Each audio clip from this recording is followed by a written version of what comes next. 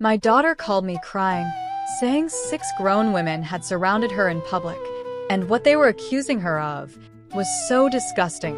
I saw red instantly, but what those women didn't know was that by the end of the week, I was going to expose a secret that would destroy their reputation forever. It started with something that should have been simple: a birthday. My youngest daughter had just turned 15, and after everything our family had been through that past year, I wanted her to feel normal again, even if just for one day. So I took both my daughters to a weekend farmer's market. Bright colors, fresh produce, homemade sweets, the kind of place where people laugh, where life feels light. I handed my youngest a small budget and smiled. "Go wild," I told her. For a while, everything felt okay. But then an hour passed, and something felt off. That quiet instinct you get as a parent. The one that tells you something isn't right. Right as I reached for my phone, it rang. It was her. She was crying, barely able to breathe between her words. "Mom, there are people here. They won't leave me alone." My heart dropped. I grabbed my older daughter and ran. And when I got there, I saw them. 6 women, standing in a circle, around my child. Their voices weren't just loud.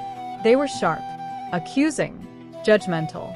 One of them pointed at my daughter and said, "You should be ashamed of yourself." Another added, "Ungrateful, unchristian." I didn't think. I didn't hesitate. I stepped between them. Back. Off. My voice didn't shake, but inside, I was boiling. I told my eldest quietly, "Take her things. Go to the car." Then I turned back to them. And that's when I realized I knew some of their faces. From my ex-in-law's church. That's when it clicked. This wasn't random. This was planned. They started talking over each other. How could your daughters abandon their grandparents?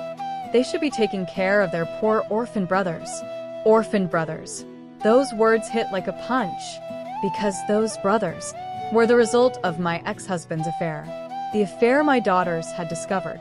The affair that destroyed our family. The affair that led to a divorce that never even finished, because he died in an accident.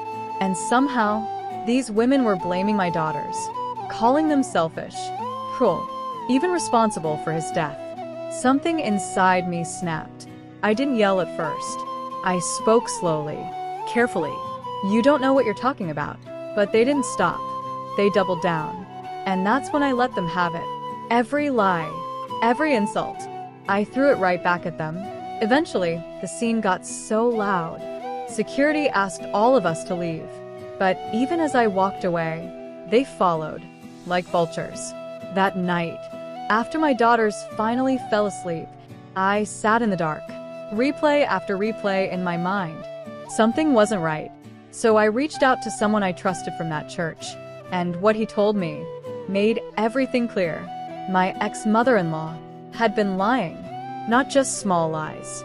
A full story, posted publicly, painting herself as a victim, claiming we abandoned them, that we were heartless. And worst of all, she twisted the truth about the affair, said the other woman was a surrogate, said I rejected the children because they were boys. I just sat there, staring at my screen, reading it again and again.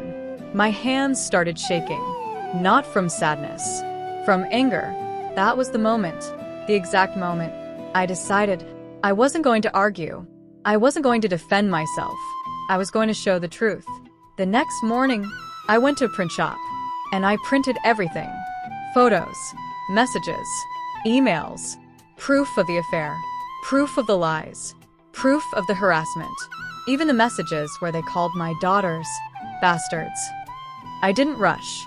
I took my time, every page placed perfectly, every detail intentional. Then I assembled them into binders. Simple, clean, designed to look like church and books. At the very front, one photo, my ex-husband, kissing the other woman. Clear, undeniable. Sunday morning, I walked into that church, calm, quiet, and I placed those binders right where people pick up their songbooks. Then I left. What happened next was chaos, pure chaos. The truth spread faster than any lie ever could. People were shocked. angry, disgusted. Not at me, at them. The same people who judged my daughters now saw everything. The hypocrisy, the cruelty, the lies. Within days, my ex-in-laws were gone, shamed, forced out of the very community they tried to turn against us.